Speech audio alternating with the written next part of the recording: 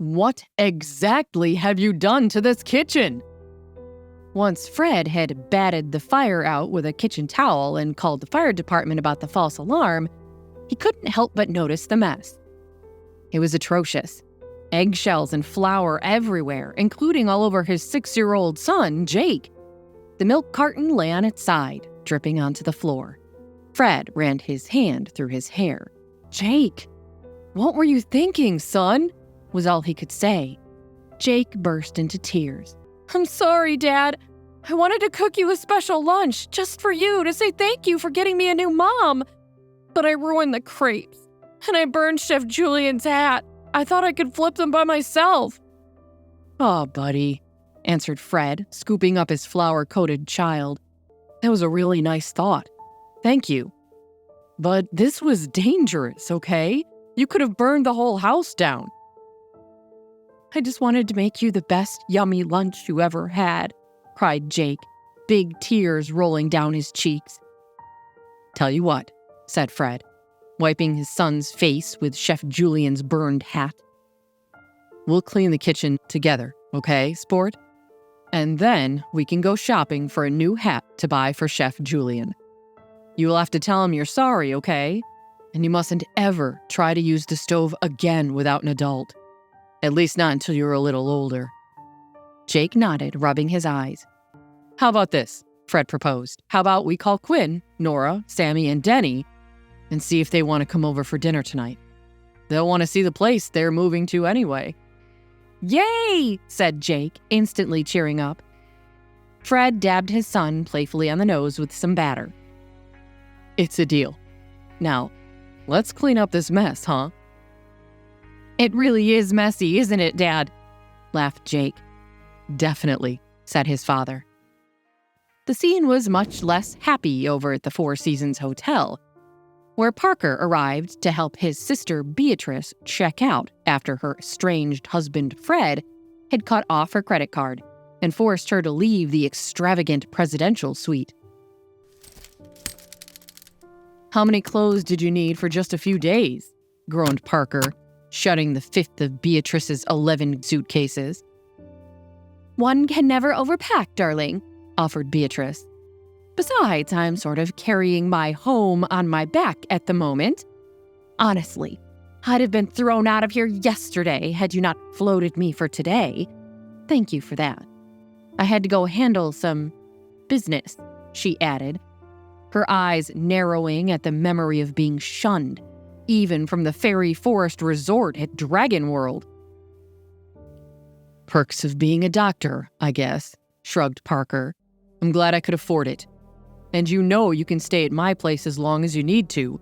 It's just me in that whole big place." "You're the best baby brother," said Beatrice as she smooched the air in his direction. "I tried Mom first, but as you know, her phone is disconnected." "Is it really?" asked Parker with concern. "Well, not in service is what the message said. That usually means disconnected, doesn't it?" Parker exhaled.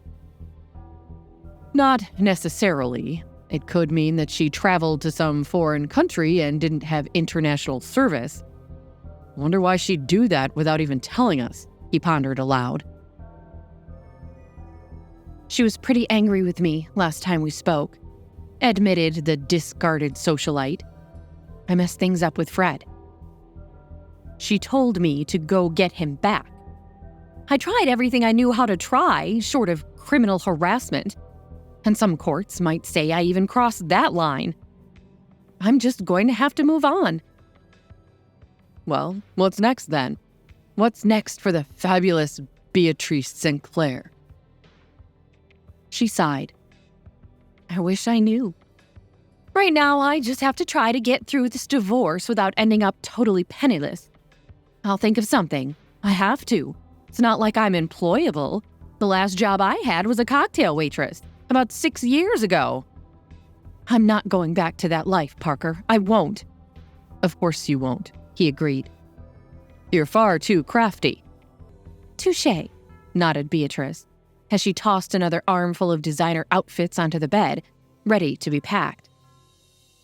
Later that same evening, after the kitchen had been cleaned up in the Smiths' penthouse, and Chef Julian had accepted both Jake's apology and a new chef's hat, Quinn and Fred's newly blended family happily gathered around one end of a very long table for dinner.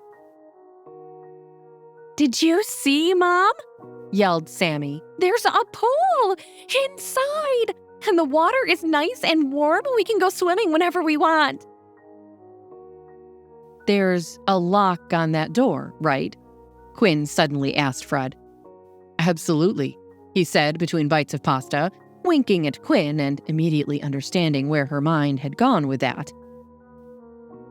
"And I've never had my very own room before," added Sammy.